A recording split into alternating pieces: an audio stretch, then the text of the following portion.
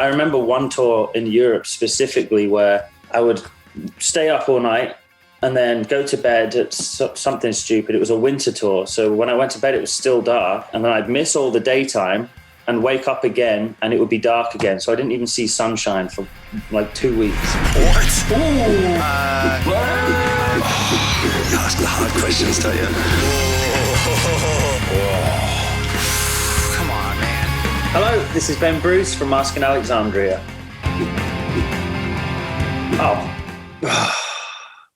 Vinyl, because it sounds better. I like that you can have something physical to hold in your hand. I love going through the inside and reading about the songs. I love reading the lyrics. I love reading about who wrote the songs. I love all that stuff, actually having it.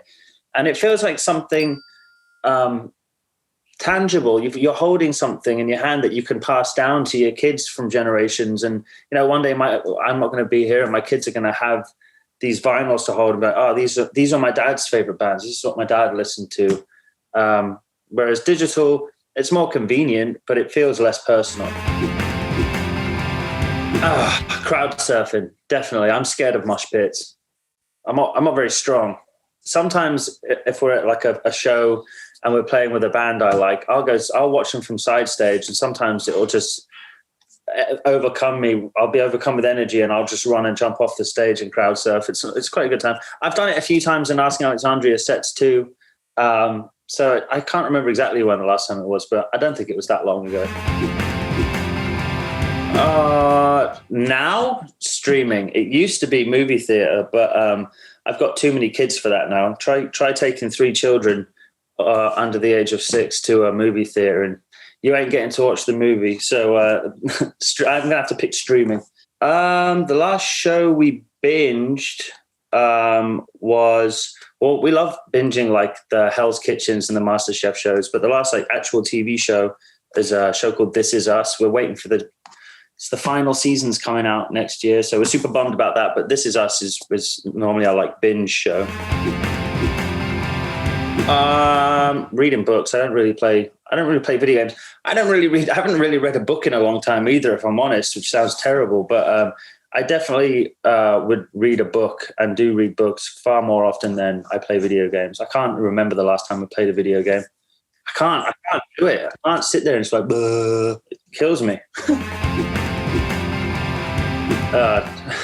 As I've gotten older, my pain threshold has gone down, so I don't want either anymore. But tattoos, I would prefer. Host. I love hosting. I love hosting parties. One, I get to go to bed whenever I want. If I host a party, I can sneak off and go to bed. And two, I like hosting parties. Me and my wife like to entertain. We like to cook for people and just make sure everyone can come to our house and have a nice time and enjoy themselves. It's something we actually do quite often. Countryside. I've done so much traveling and expelled so much energy in such a short period of time in my life that I'm like a grumpy old man now. I love living outside of the country. I live in a place now where I kind of just live 5 minutes away from the beach, and I live amongst just trees and solitude. It's quite nice. They both offer their different things that I love, but if I had to pick one forever, recording. I just love the creation process. I love writing music. I love having an initial idea in my head and, you know, building it and watching it come to fruition and come to life. I love touring as well. I love playing the show and having that connection and that interaction with the crowd, but that's like an hour out of my day. The rest of touring, the other 23 hours kind of sucks. You're away from your family and your loved ones, and it's tiring. So if I had to pick one, it'd be recording. Oh man, these are tough questions because they both offer different, all of them seem to offer great things on both sides of the fence, but I'm going to pick festival over club shows. Festival because I feel like there's something magic about festival shows. I know when you're playing a club show, it's super intimate and it's sweaty and it's fun and there's a crazy energy, but when you're playing a festival show, I feel like a festival is part of people's routine almost. It's something that they look forward to for a year. Every year they buy their tickets early, and there's like a countdown that people are counting down the days until the festival comes around. It's normally during their summer holidays or something like that. So people have taken time off, and it becomes this huge event, you know, and it's more than just the show. You can see everyone in the crowd is like laid back, having a good time. They know that they're there for the weekend. You can smell food. There's so many bands walking around that you get to hang out with and meet. They're normally in a fantastic environment too. So you've got beautiful scenery surrounding you.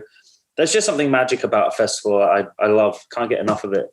It's been sad not having festivals. Yeah, normally, you know, it's been absolutely amazing getting to be home with my wife and kids and just be dad for a couple of years. But at the same time, a lot of the time when there's the summer festivals and stuff going on, I'll bring my wife and kids with me, and we have such a good time. My kids love being side stage, and they love traveling. They love coming to Europe and stuff. So it's definitely been something that we, even as a family, have really, really missed doing. But hopefully they're all coming back. So I'm looking forward to it. Sing along every time. I love it. I love having a sing along. Everyone, the beautiful thing about a sing along to me is we can go anywhere in the world, and we could be speaking completely different language. But as soon as the song comes on that everyone knows and loves, all of a sudden we're all singing the same thing. We're all experiencing the same emotions at the same time. And it's like a crazy connection. Even though there's a language barrier, it's kind of diffused and disappeared when you're having a sing-along. Hotel. I like a hotel. It's weird. I like to go and stay at hotels for a multitude of reasons. Obviously, you get a nice new room for the night and everything, and there's amenities and stuff. But I love hotel bars because I don't really drink a lot anymore. And when I do drink, it's a red wine. But I like to just sit at a hotel bar. When I'm traveling, especially on tour, I'll sit at a hotel bar. And quite often you'll end up striking up great conversations with people who also are traveling. So they don't have anyone to talk to either. And it's just quite enjoyable. Even like getting to know a bartender at a hotel bar. They always have interesting stories and they're always good at talking. So I actually quite enjoy that.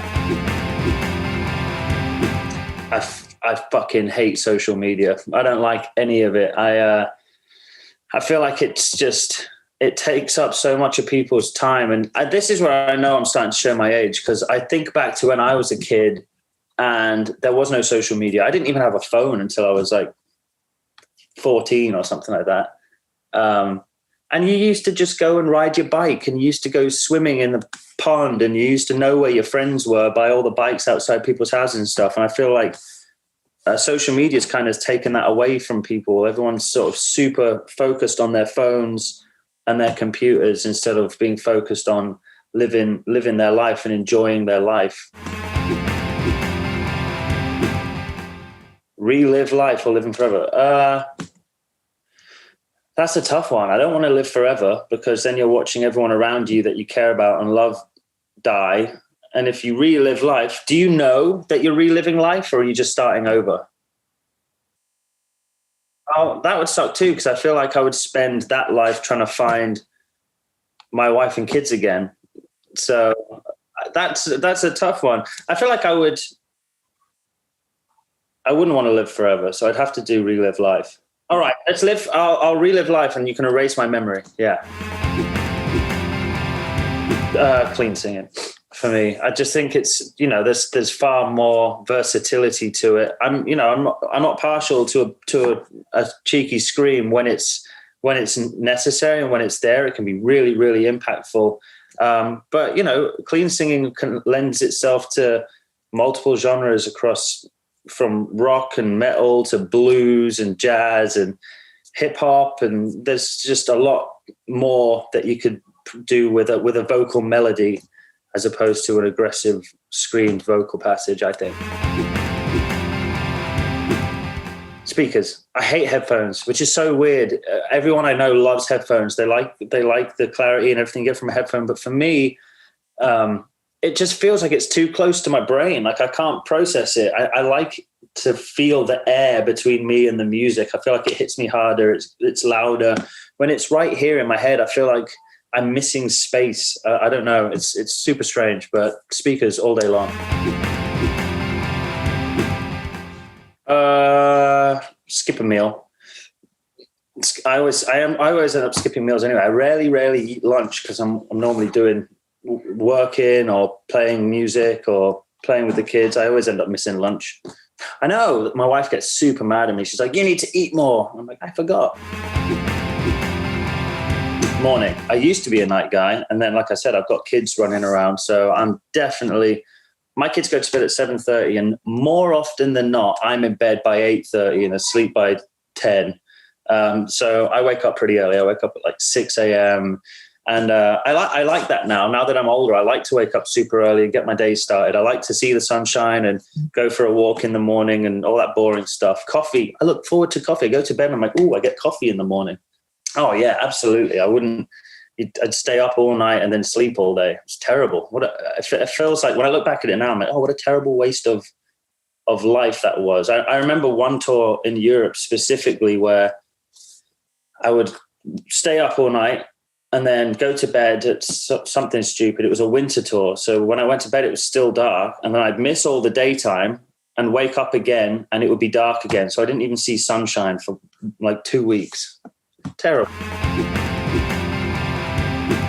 Holidays.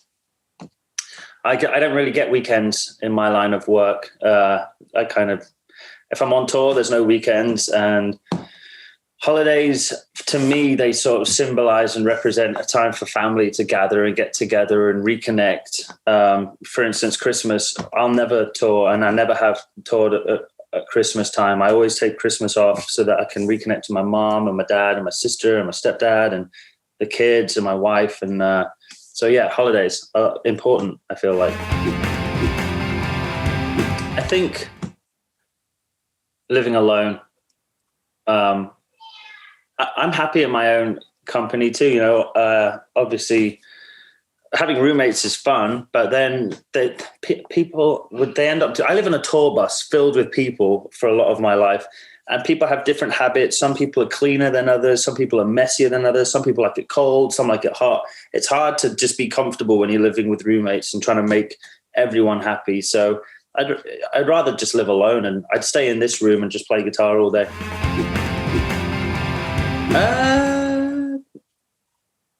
That's a tough. I think I still wear merchandise. This is the first day I've worn a plain black t-shirt in a while. I still wear like Def Leppard t-shirts and Metallica t-shirts and Pantera t-shirts. So I guess I would have to pick merchandise. I bought a Black Sabbath t-shirt about a week ago.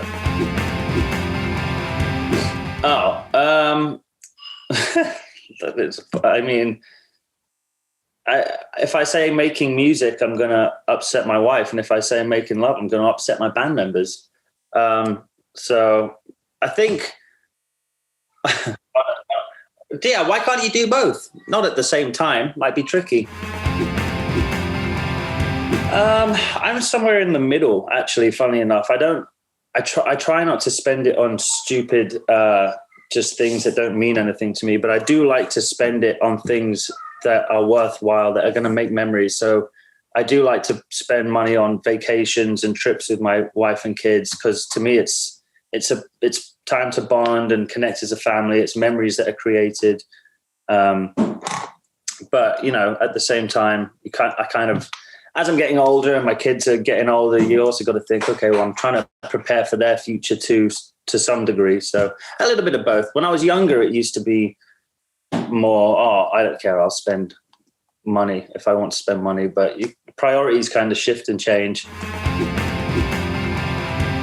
Man, that's a really big one too. I think I'm a lyric guy. I love vocal melodies. I love chord progressions. I think that's initially what catches my interest in a song, but I always do a deep dive and I try and listen to every word and try and paint a picture in my head of what the person is singing about. So I'll always hear a lyric in a song. I'm like, oh man, that lyric's awesome. And I'll rewind it to listen to it in more detail. So initially the melody is what will capture my attention, but I always do the deep dive for the lyric. That's a question for Danny. We want everyone in the band to sort of feel valuable and feel like they're putting themselves on these records. So Danny actually takes care of the lyrics and melodies that he sings. I think he starts with the melodies before he starts with lyrics, but I think it varies from song to song. You want everyone in the band to sort of feel valuable and feel like they're putting themselves on these records. So Danny actually takes care of the lyrics and melodies that he sings. I think he starts with the melodies before he starts with lyrics, but I think it varies from song to song. I feel like this is going to be a really unpopular opinion, but I'm going to pick 90s. And I feel like most people would have expected me to pick the 80s, but I loved growing up in the 90s. I thought it was such a great era. Music aside, I thought the music was great too in the 90s, funnily enough. But even that aside, I just thought it was a good time. Like PlayStation was invented, and that was like a cool milestone. I have such fond memories of my childhood that if I could go back in time, I'd go back to the 90s. I loved it. I absolutely loved it. Yeah, I haven't watched The Matrix since I was a kid. Like, did that come out in the 90s or was it like early 2000s? Oh, there we go. I haven't watched that film probably since then.